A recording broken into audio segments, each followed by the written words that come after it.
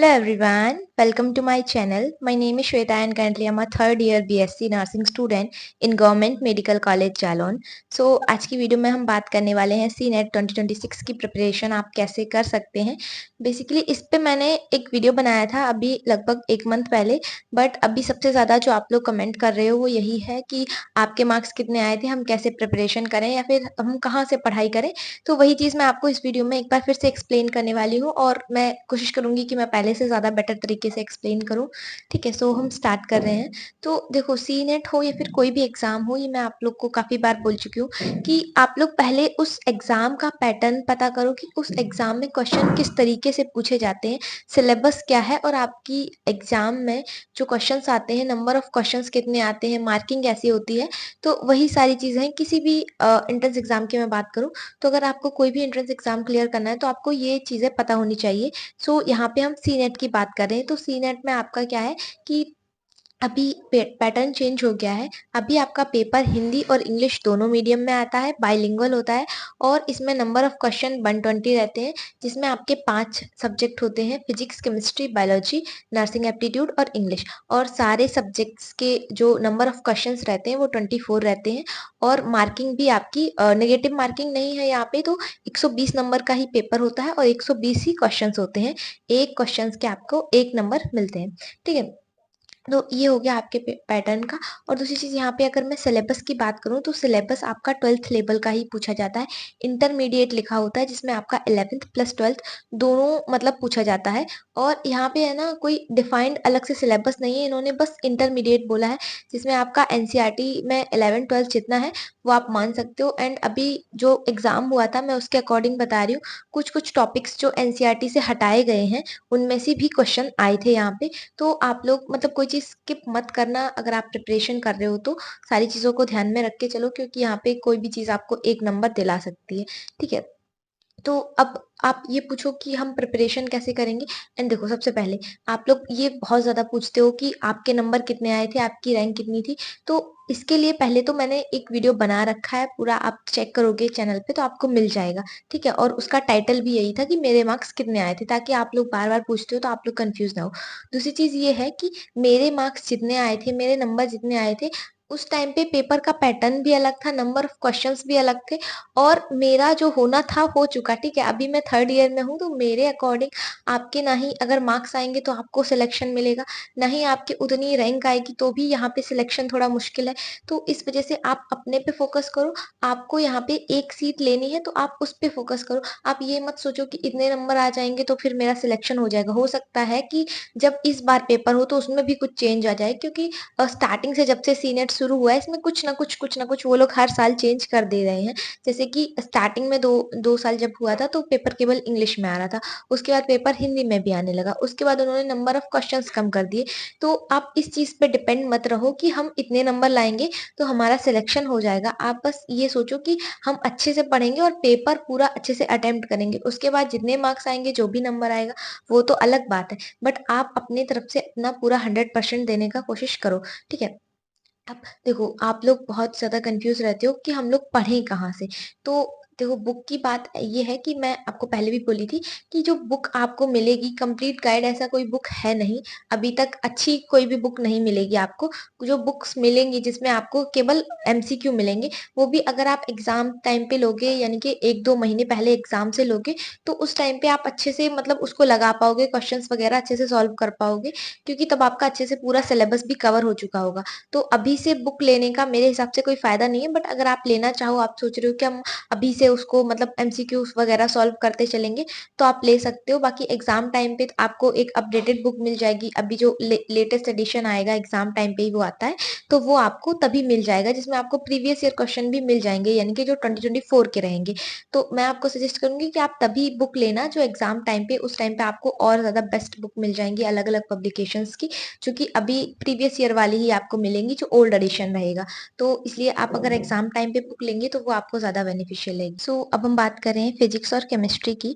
अगर हम फिजिक्स की बात करें तो आप लोगों को सबसे ज़्यादा डाउट ये रहता है कि फिजिक्स के लिए हम कहाँ से पढ़ें, क्योंकि यूट्यूब पे मोस्टली लेक्चर्स अवेलेबल नहीं है मतलब. और मैंने भी देखा था कि जो यूट्यूब पे है वो आपको मैराथन क्लासेस मिल जाएँगी और जो एमसीक्यू क्लासेस हैं वो मिल जाएँगी, बट थ्योरी क्लासेस उतनी ज़्यादा अवेलेबल नहीं है क्योंकि मोस्टली लोग अपने बैचेस में ही पढ़ा रहे हैं, जो थ्योरी वगैरह पढ़ा रहे हैं। तो उसके लिए मेरे पास 2 ऑप्शंस हैं आपके लिए। अगर पहली चीज़ तो आप लोग अपने खुद के नोट्स से पढ़ो, अगर आपने बनाए हैं 11th-12th में, या फिर अभी आप 12th में हो तब भी आप अच्छे से पढ़ सकते हो, आपके पास होंगे 11th-12th के नोट्स, या फिर आप जो भी ट्यूशन ऑफलाइन जहाँ पे भी पढ़ रहे हो तो उससे पढ़ सकते हो। बट अगर आपके पास ऐसा कोई सोर्स नहीं है, आपके पास सिर्फ अभी पढ़ने के लिए बस यूट्यूब है, बैच वगैरह आप लोग नहीं खरीद सकते या फिर खरीदना नहीं चाहते, जो भी है, तो उसके लिए आप जो टीचर्स हैं यूट्यूब पे, जो लोग बोर्ड्स के लिए पढ़ा रहे हैं, मतलब जो केवल 11th और 12th का ही पढ़ा रहे हैं, मतलब वो किसी और अदर कॉम्पिटिटिव एग्जाम्स की प्रिपरेशन नहीं करा रहे हैं, वो बस आपके बोर्ड्स के लिए पढ़ा रहे हैं, तो आप लोग उनसे पढ़ सकते हो क्योंकि वो मोस्टली जो है वो थ्योरी कवर कर रहे हैं और वो ज़्यादा डीप लेवल भी नहीं पढ़ा रहे हैं। जैसे कि आपके सी नेट में पूछा जाता है, थ्योरेटिकल पोर्शन ज़्यादा आता है, तो उसके अकॉर्डिंग आप उन लोगों से पढ़ सकते हो। और शिवम बॉस है, शिवम उपाध्याय, तो आप लोग उनसे भी पढ़ सकते हो। फिजिक्स, फिजिक्स का भी उन्होंने स्टार्ट किया है वन शॉट लेक्चर, तो उसमें आपका एक चैप्टर एक लेक्चर में कवर हो जाएगा, तो आप लोग वहाँ से पढ़ सकते हो। वो स्पेशली उन्होंने सी नेट के लिए ही स्टार्ट किया है। एंड केमिस्ट्री का भी सेम आप उन टीचर से पढ़ सकते हो जो लोग बोर्ड्स के लिए पढ़ा रहे हैं, जो बस 11th-12th का ही पढ़ा रहे हैं, मतलब वो किसी अदर कॉम्पिटिटिव एग्जाम्स की प्रिपरेशन नहीं करा रहे हैं, तो उन लोगों से आप पढ़ सकते हो। इसके अलावा अभी देखो केमिस्ट्री का मैं सोच रही हूँ स्टार्ट करने का। अभी मैं 1-2 वीडियो अपलोड करूँगी। अगर आप लोगों को पसंद आए या फिर आप लोग इंटरेस्टेड हो मेरे से पढ़ने के लिए, तो आप लोग बता देना, बाकी मैं स्टार्ट करूँगी अभी केमिस्ट्री का। तो आप लोग अपने अकॉर्डिंग देख सकते हो, आपको जिसका समझ में आए, जिस टीचर का समझ में आए, जहाँ से भी आपको मतलब पढ़ने में अच्छा लग रहा हो, तो आप लोग वहाँ से पढ़ सकते हो। एंड बैच का भी देखो मैं यही बोलूँगी, अगर आपको लग रहा है कि आप नहीं पढ़ पा रहे हो यूट्यूब से या फिर आपके पास कोई सोर्स नहीं है, तो आप बैच ले सकते हो। दूसरी चीज़ ये है कि अब कुछ लोग बोलेंगे कि बैच लेना ज़रूरी है क्या? तो बैच लेना कोई ज़रूरी नहीं है। अगर आपके पास कोई सोर्स नहीं है, आपको लग रहा है कि मतलब मैं ऐसे नहीं पढ़ पाऊँगा, मुझे कोई गाइडेंस चाहिए टाइम टू टाइम, तो उसके लिए आप बैच ले सकते हो, क्योंकि वहाँ पे आपको बैचेस में जो है वो टाइम से आपको मटेरियल प्रोवाइड कराते हैं वो लोग, टेस्ट वगैरह लेते हैं, तो उसके लिए अगर आप चाहो तो आप खरीद सकते हो। अदरवाइज़ कोई ऐसा नहीं है कि आप अगर बैच नहीं लोगे तो आपका सिलेक्शन नहीं होगा। बस एक चीज़ है कि आपको पढ़ाई करनी है टाइम से। एक और सबसे इम्पोर्टेंट चीज़ कि आपका जो फिजिक्स केमिस्ट्री आता है वो आपका मोस्टली थ्योरेटिकल पोर्शन आता है, तो आप लोग थ्योरी पे ज़्यादा फोकस करो। दूसरी चीज़ ये है कि उसमें बहुत ज़्यादा डीप आपसे नहीं पूछा जाता है, मतलब बहुत ज़्यादा हाई-फाई क्वेश्चंस आपसे नहीं पूछे जाते। तो मैं आपको सजेस्ट करूँगी कि आप उतना ही पढ़ो। आप पढ़ सकते हो, बेसिक टू मॉडरेट पढ़ सकते हो, बट बहुत ज़्यादा आपको हार्ड और डीप में पढ़ने की ज़रूरत नहीं है क्योंकि उतना आपके एग्ज़ाम में पूछा नहीं जाता। और जितने टाइम में आप वो हार्ड या फिर बहुत ज़्यादा जो टफ क्वेश्चन्स हैं वो सॉल्व करोगे, उतने टाइम में आप जो थ्योरेटिकल पोर्शन है वो काफ़ी ज़्यादा कवर कर लोगे। तो यहाँ पे आपको चीज़ें देख के पढ़नी है, सिलेबस में आपके जो है और जो चीज़ें आपके एग्ज़ाम में पूछी जाती हैं, उतना ही पढ़ो, सेलेक्टेड पढ़ो, बट इतना पढ़ो कि आपका एग्ज़ाम में हो जाए। तो आपको उसी अकॉर्डिंग पढ़ना है कि ज़्यादा थ्योरेटिकल पोर्शन पे ध्यान देना है, और जो न्यूमेरिकल वगैरह हैं, बहुत ज़्यादा जो मतलब टफ लग रहे हैं या फिर बहुत ज़्यादा जो डीप में हैं, उन पे आपको उतना ध्यान नहीं देना है क्योंकि वो आपके सीनेट में नहीं पूछे जाते हैं। बुक का मैंने आपको बताया कि बुक आप अगर लास्ट टाइम पे लोगे तो मतलब वही एग्ज़ाम से 1-2 महीने पहले या फिर 2-3 महीने पहले भी ले लोगे, तो वो भी ठीक रहेगा, बट अभी बुक की एज़ सच कोई नीड है नहीं। तो आप लोग अपने अकॉर्डिंग देख लेना, अगर आपको लग रहा है कि आपको अभी से चाहिए तो आप लोग अभी से ले सकते हो, बाकी अगर आप एग्ज़ाम टाइम पे लोगे तो उस टाइम पे आपको लेटेस्ट एडिशन वाली बुक मिल जाएँगी, जो नई-नई मतलब एग्ज़ाम टाइम पे मोस्टली बुक्स आती हैं, तो आप लोग उस टाइम पे परचेज़ कर सकते हो, ठीक है? बाकी बायोलॉजी का तो वही है, बायोलॉजी का तो आपको यूट्यूब पे ही इतना मतलब इतना ज़्यादा लेक्चर्स पड़े हुए हैं बायोलॉजी के यूट्यूब पे, तो बायोलॉजी का आप देख सकते हो। बायोलॉजी का अगर आप नीट वाला भी पढ़ोगे तब भी कोई प्रॉब्लम नहीं है क्योंकि बायोलॉजी पूरा का पूरा आपका आता है एनसीईआरटी से। तो एनसीईआरटी आप जितना अच्छे से पढ़ सकते हो उतना अच्छे से पढ़ो। अगर आप एनसीईआरटी डायरेक्ट नहीं पढ़ पा रहे हो तो आप बायोलॉजी के जो भी लेक्चर्स हैं यूट्यूब पे आप उनसे पढ़ सकते हो। और सॉरी मैं केमिस्ट्री बोल रही हूँ।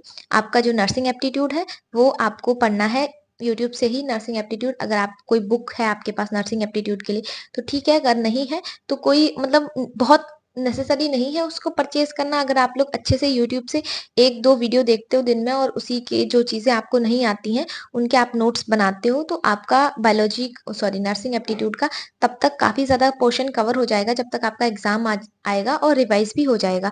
तो नर्सिंग एप्टीट्यूड कोई इतना वो नहीं है, उसमें क्या पूछा जाता है, एक बार मैं आपको बता दे रही हूँ। उसमें आपका नर्सिंग का ही पूछा जाता है, जो नर्सिंग का बेसिक्स है। दूसरा आपसे पूछा जाता है कुछ-कुछ बायोलॉजी के क्वेश्चन, मोस्टली जैसे डिसीज़ रिलेटेड क्वेश्चन हो गए, ह्यूमन बॉडी से रिलेटेड क्वेश्चंस हो गए, तो ऐसे क्वेश्चंस आते हैं आपके नर्सिंग एप्टीट्यूड में।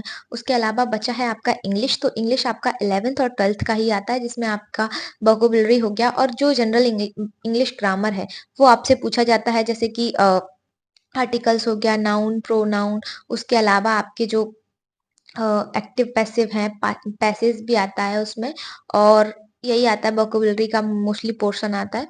तो यही सारी चीज़ें हैं आपको जो कवर करनी है सी नेट के लिए।